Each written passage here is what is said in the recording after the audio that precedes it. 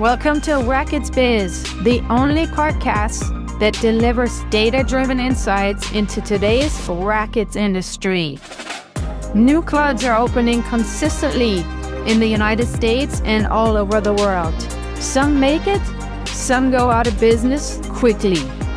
As an investor and facility operator, what is it that you need to know to create constant cash flow and consistent long-term ROI? Join me for today's episode. Hello and welcome. I'm your host, Dominique Lemperle.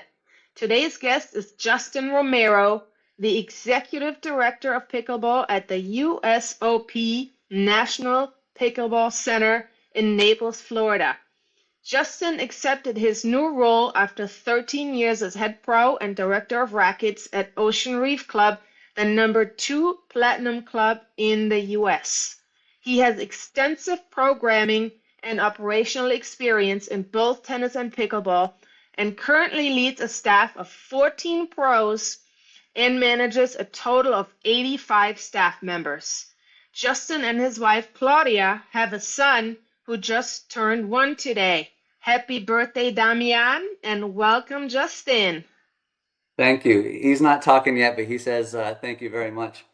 Dominique, this is going to be fun. Thanks for having me on. You know, you and I go way back into competing side by side on the pro pickleball tour a while back. But I guess that's we had some pretty good success. But I guess that's before everybody got good. Yeah, before everybody started playing. Yeah. That's right. That's right. We were pretty good back then. Yeah, I had a blast playing with you, Justin. Good times, and it's so great to have you to see how you progressed in your career, and I can't wait to learn from you today. Yeah, let's dive into it. So, Justin, tell me, where did you grow up? What racket sports did you play? And what motivated you to become executive director of pickleball?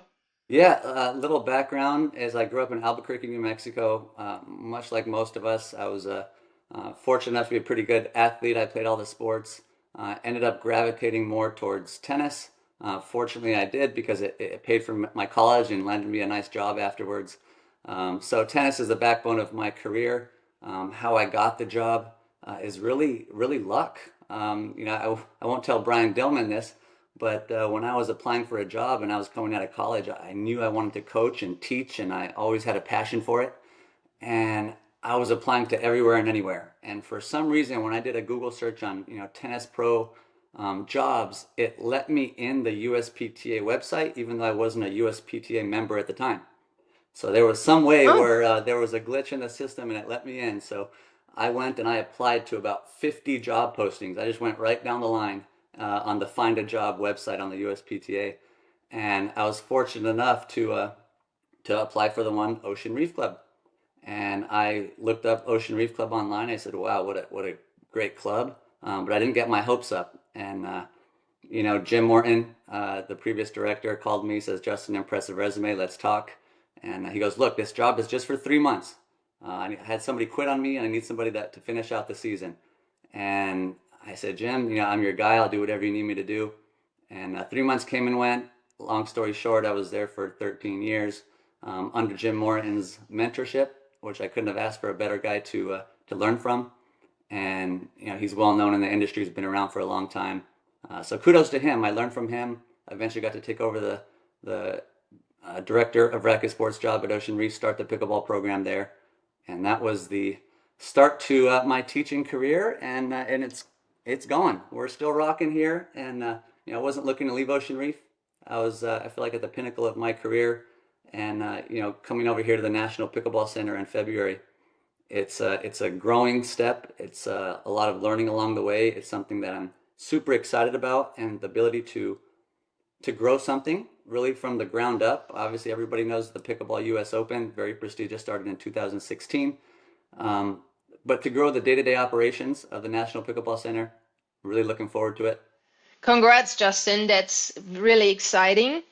You went from leading tennis and pickleball at the #2 club in the country to leading pickleball only at your new position. So you're mostly off the court now, I would assume, Correct. doing corporate work, administrative work, managing a staff of 85. At Ocean Reef, you had a staff of 15. Tell me how your life has changed now professionally since you made that move. It's changed quite a bit. Ocean Reef role was obviously more of a manager role too, but I spent quite a bit of time on the court, going from tennis to pickleball to croquet.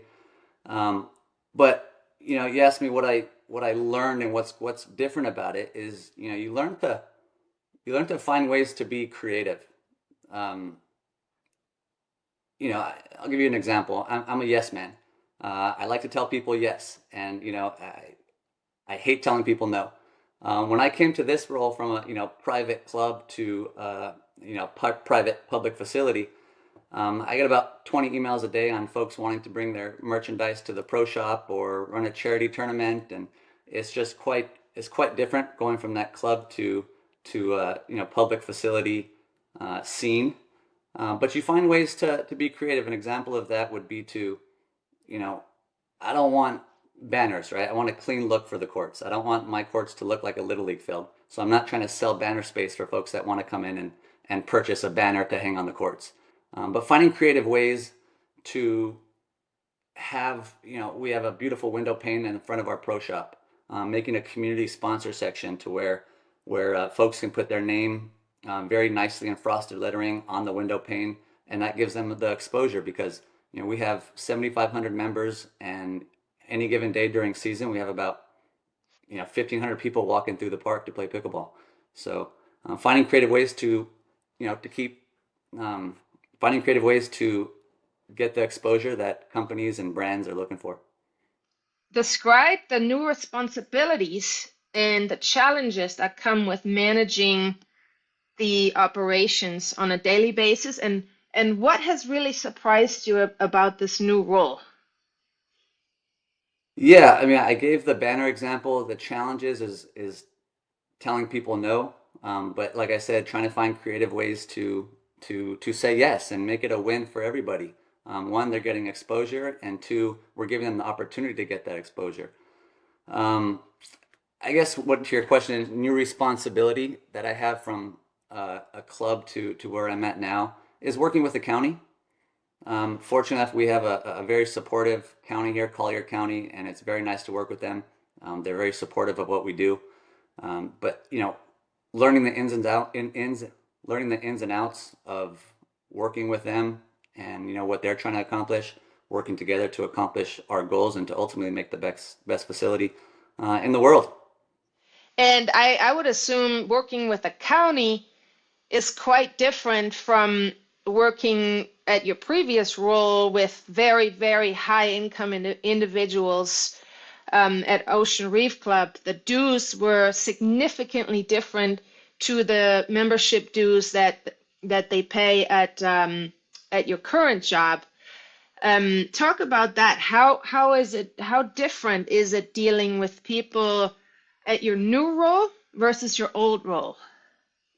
Yeah, the dues are a little different. I won't tell you what the Ocean Reef Club dues were, but if you want to be a member of the National Pickleball Center, you pay a whopping $100 a year, and Right. we're just trying to find creative ways to believe it or not, it's $100 a year, but I'm still trying to find ways to let the members know how we can increase their value. Whether it being we're partners with Wilson Sporting Goods, so we offer a $25 credit for all members to come in our pro shop. Um, you know, if we want to raise the rates, maybe we offer a free clinic, right? And the way it kind of breaks down into tiers. Because if you please the member and you offer them a $25 gift card from in your pro shop from their $100, then they come in and they may spend $100 in your pro shop. If you offer them a free clinic, if you do a good job in that clinic, they may come and take more clinics and lessons. So it's an initial investment for a better long-term outcome. And So your strategy is give a little bit away for free or at a discount and reap the benefits long term. right, right. Just always, the first priority should be the membership. Second goal, if you do the membership right, Your second goal is to make a little bit of money, and if you do the first one right, the second one comes. And if you have a good staff as well, that kind of goes hand in hand with that.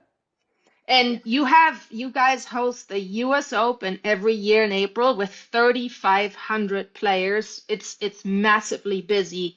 I've been playing there for the last 10 years or so, Mm-hmm. and it's growing every year. And I know you've experienced one US Open so far, but your job is not to run the US Open. Your job is to brand the location that hosts the US Open.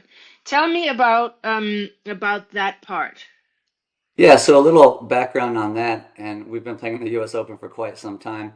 It's a very very large tournament, 3,500 players, like you said. Yeah, 50,000 people come through throughout the week, whether to visit or to play.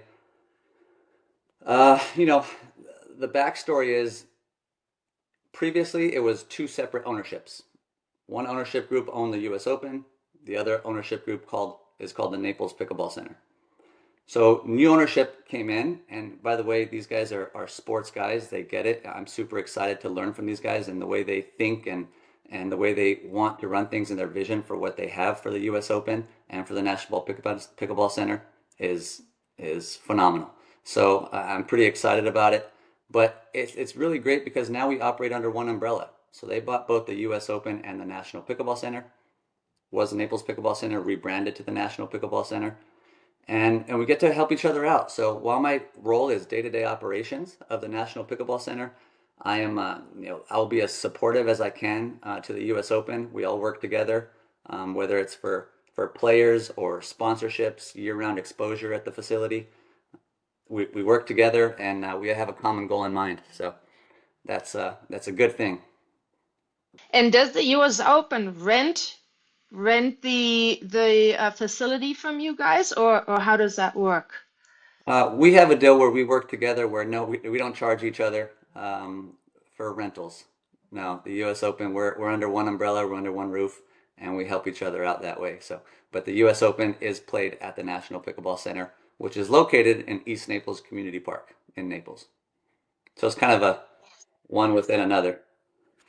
I noticed that there's new branding on your hat, for example, and the website has new branding. Are you responsible for that good looking new logo? Yeah. We're always trying to find creative ways to make our logo look better. It is a new logo. The designers and owners did a great job with this logo, so I can't take credit for it. My job is, so in the pro shop, for example, we had really not a whole lot of logoed product. So when I came here, I said, guys, we should have our logo on most, if not all, of our product because the way I like to explain the National Pickleball Center is we're kind of like Augusta National. If you go to the tournament, you want that shirt, you want that hat. People are coming to visit you. So a lot of our sales in the pro shop, yes, does come from the members, but a majority is probably from the guests that come in that want their swag to take back home to their friends and say, hey, I was at the National Pickleball Center. I played at the largest facility in the world, and kind of gives them something to brag about. Um, what about top five revenue streams that you guys are producing? You manage 14 pros. What are the top five revenue streams that you have coming in from them and from the rest of your staff? Good question. Off the bat, I'm not really sure if we have five core revenue streams. I would break it down into three revenue streams. I'd break it down into memberships, lessons and clinics, and pro shop. And it's doing those three things really well. Um, in terms of membership, like I mentioned earlier, it's the value of that leads into the lessons and clinics, which then leads into the pro shop. Um, you know, the discounts in the pro shop can lead to better sales in the pro shop. The discounts from the membership that you give them on court leads into more lessons and clinics. So those are the three core sources of revenue for us. It's doing those three things really well instead of breaking it down into five. We focus on those, and if we do one really well, it leads into the other. So it's all working together. And how's junior pickleball progressing? You see more and more that pickleball is becoming a thing, even with the younger ones. The average age of pickleball players is now well below, people in their 50s, what it used to be. It's now between 25 and 35. How are you guys doing with junior leagues, tournaments, and clinics and lessons? Yeah, we're trying to do a lot more with juniors. We launched our US Open Pickleball Academy this summer. So trying to do more locally and nationally with after school programs. That's something that really didn't exist too much where we're at. So, what a lot of folks know what the National Pickleball Center is, but when we put it out there to the community and eventually want to go to, a national base and get people from, out of the county and out of state to come and partake in some junior events, getting touring pros to come here and really create that exposure for us. And we offer the value of the juniors that want to come in and make it a place where they want to come and train. That we do have the best coaches, we do have the best pros. I think Naples was a place where originally it was the hub. It was the hub of pickleball where everybody wanted to go. And that sense has moved on quite a bit. So I think we want to get it back, and it starts with the younger generation and us creating that after school program in the US Open Pickleball Academy can get people here, and we can get it back. Really um, trying to make it really reasonable. Not trying to charge a lot for the juniors. I'll give you an example. We do junior clinics every Sunday. We charge $10 a kid. We just want to get Mm-hmm. people here. We just want to build it, Mm-hmm. and then we can start to expand and gain traction, and and then the rest will just fall into place. What common mistakes do you see managers make who come from a tennis background and are now tasked to manage pickleball programs? A mistake that a lot of folks make is the perception of treating one better than another. And when I say perception, notice perception that you may think you're doing it well, but others may think that you're not. So if you think you're treating tennis and pickleball equal, but your pickleball and tennis committees think that you're treating the other like a redheaded stepchild, then you got to look back, and maybe you are, right? So I would just say, treat tennis, treat pickleball, treat padel all similar, all the same. And I would encourage the pro that's coming from tennis into pickleball, go out and compete in tournaments. To me, competing in a tournament holds more value and holds more weight than getting a certification. If you need a certification for insurance, that's one thing. But a 3.0 level player can go and be certified, right? And there's nothing wrong with that. But I'm saying if you're going from tennis to pickleball and you want to show your pickleball committee that you're creative and you're a good player and you're a good teacher, go out and compete. Even if it's at the 4 or 5, let's say you're pro, you bring in a 4.5 gold medal from a tournament or a 5.0 gold medal. Don't Mm-hmm. have to be pro. Don't even consider that. Your members look at that and go, wow, he is spending some time on the court. He's actually taking it pretty serious and starting to compete in it a little bit. So that holds a lot of weight. I would Mm-hmm. encourage um, tennis pros getting into pickleball or the director of racket sports position to take more pride in competing. I think the same goes for padel. I think if we don't have padel here, maybe it comes at some point, but I'm going to go and play in padel tournaments, so my members know that hey, Justin's all into padel. I went and competed in a tournament. I oversaw croquet at Ocean Reef. I was going to start competing in croquet tournaments, just to show my croquet members that I'm involved, engaged, and committed. So I think that's the advice for tennis directors, tennis pros getting into pickleball. Don't let the perception don't let the perception get you. Um, show your members that you're Yes, committed by competing. that's well said. It's a very good lesson. You can't fake it that you like something. You gotta really, truly try and like it. Because that's your job. You gotta get your members excited with true passion. Well said. Absolutely. Um, what advice do you have for investors or managers who are entering the pickleball industry? They're seeing pickleball is booming. It's the fastest Hmm. growing sport for the fourth year in a row. So it's not going away. Indoor facilities are opening up with either with only pickleball or some with padel and wellness. If you see these facilities going up, what advice do you have for people who've never worked in pickleball before? Hire good people. If they come from a tennis background, I think that's a plus. I think, most of the successful, directors out there have come from a tennis background that are now managing very strong pickleball facilities or adding that to their racket sports background. Um, you know, Continuing education, I would look for somebody that goes to RSPA conferences, that goes to the Directors Club retreats. Um, Make sure you hire somebody reputable. And I would say, design attractive, look for somebody that designs attractive programs. I think as rackets players or, tennis converting to pickleball, we all dread that one and done lesson. You teach somebody how to play pickleball and then you never see that person Right. again on court. So, how do you program, how do you be creative to attract those players and to keep them coming back time after time? And that goes with your programming. Can you make some creative league out of it where now they're starting to keep track of points? Maybe you send them a weekly email of their results so they see that, Mary Lou's in spot number 2 and I'm in spot number 5, but I really want to beat Mary Lou because I'm competitive, so I'm going to go see Dominique for a lesson because I got to get to beat Mary Lou. So that's kind of a way of being Yes. creative. Let's try to avoid the one and done lessons, and that would be any advice I would say, and that'd be pretty rookie to just get the one lesson and be done with it. Be creative when you're hiring. Right. Find pros that are creative. Have them express ideas because that's a problem in pickleball is the one and done lesson. So try to keep them Yes. captivated, and you do that by I think competing and being creative. And of course we can talk about it all day on just some ideas and things that we do. That's why we have all successful programs. And you just mentioned before that you're currently working on a really creative tournament involving all other country clubs in Naples.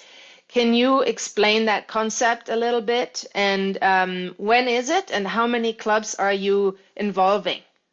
Yeah, I'm really excited about it. Coming to Naples, there's clubs and communities on every block. And in the club world, we do inter-club matches all the time, right? Where it's your club versus my club. And it's a lot of fun. But when I came here with 65 courts, I said, wow, I can't do just inter-club matches. I can have 16 clubs and have them all play against each other. So really fun format that we're doing. Called up a few of my director friends from the area, pitched the idea to them. They said, Justin, this is a great idea. Really hasn't been done before. So getting a lot of the high-end clubs, high-end communities to form a team of 10, one team at every level. So it's not like they have to commit to forming, one gigantic team in every level. It's 1-4-5 team, 1-4-0, 1-3-5, 1-3-0, and 1-2-5. So 5 matches, 10 players. Every club is guaranteed 4 matches. So I'm doing a compass draw. So if you lose in the main draw, you go west. If you lose again, you go south, southwest. So everybody starts, and the beauty about that is everybody finds their way to the finals. No matter what part of the compass you're in, but you're in the finals. So no one goes home with their tail in between their legs. Doing events right. We're catering lunch. I'm not looking to make tons of money off this event. It's something that I'm just looking to cover my costs and really grow something. So as we talked about in the beginning, it's it's giving them offering something, offering more. Even if you're not making money on it the first year, it's going to grow because right now we're doing open gender, right? So it can be men's, ladies, mixed doubles. But next year, my guess is we're going to have to make it a 2-day event and do one full day of men's and then one full day of ladies. So it's Yes. it's something that I'm excited about. That's October 25th. We're calling it Battle of the Clubs. So who's going to reign supreme and who's going to be the best club with bragging rights in South Florida? I love it. I love that. Now you're creating camaraderie and experiences that they will talk about for years and years to come. Yeah, and here's another creative one with that, and as pros, we'll appreciate that. So in the 4-5 plus division, I'm enforcing that the pro plays in. So what does Yeah. that do? That makes the pro a part of the team, right? So it's really good exposure for them because that person's playing in the pickleball tournament and is a part of the club, right? It's not that the guy's a captain and then you have a team. You're a part of that team and you're playing in. So that's just really good for Right. your members to see. And the second reason why I'm Exactly. having the pro play in is because I know if that pro says we have a 3.0 level team playing, I know that's a 3.0 because we just want the best for our members. And there's no, if I put a member involved, maybe there'll be some stacking and things like that. So I know we want the best for our members, and that's why there's two reasons why I'm having the pro play in. Right. No, I like that. Take ownership of your team and show them that you can play, and maybe it'll lead to more lessons down the road. There you go. There you go. Be involved, be seen, and play with your members. It's fun. One more question, Justin, and then I'll let you go celebrate your son's birthday. Um, Give me an insight into your typical week dealing with the county, dealing with members, dealing with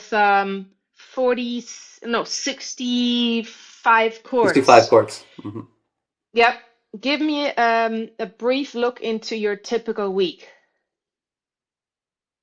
Well, it's a lot of time giving hugs, high fives, kissing babies, all that good stuff. Again, I think the presence, especially me, new to my role, and I encourage if you're new to a role anywhere, it's being seen with the members. Go in and Uh-huh. shake hands. Go spend some time in the pro shop. It's pretty easy for us to get locked into the back office and just be on our emails, and we all get Uh-huh. a lot of emails per day, and it's easy to do that. I'm guilty of it. But just, make yourself every hour and a half, every 2 hours, do a lap. Do a lap around your facility. Go pick up trash. Go lead by example. Go show your members that you're there to, give a few tips as you walk by them. We had a staff meeting yesterday, and I said in the staff meeting, and this is something that my mentor taught me, don't let anybody walk by your courts without saying hi, right? You walk by every court, whether it's a paddle wave or a wave of your hand, acknowledge them. They want to be seen. Yeah. And a lot of them like talking to the pro Right. too. They're like, wow, that pro acknowledged Yep. me. I'm only a 2-5 player and that pro acknowledged me.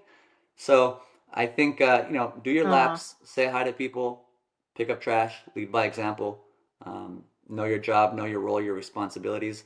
But in the end of the day, we're in the people pleasing business. And that's what we got to do. And there's a reason why you're in the industry. It's because you're good with those kinds of things. Justin, anything else you'd like to say before we go? Yeah, no, thanks for having me on. Again, I look forward to reviewing all the other folks that you've interviewed.